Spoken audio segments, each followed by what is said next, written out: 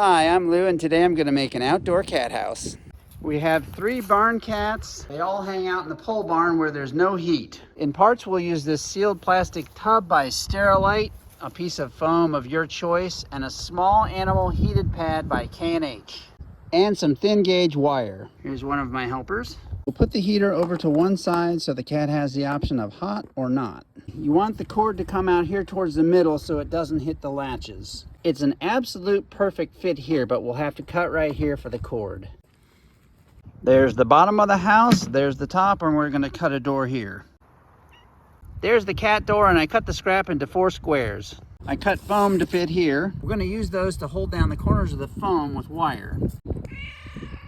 Drill holes in the corner of the plastics. If you don't have a drill, heat your wire with a stove, lighter, or a candle, and push it through. I also drilled holes in the corners of the lid to match. Now I'll stick a piece of wire through both sets of holes so it looks like this on top, and twist them together underneath.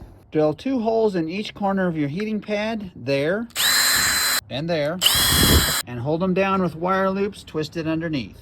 Cut a slot right here for your heating cord. So there's the heating pad, the welcome mat, and the front door. And there's Mercury in her house. Thanks for watching.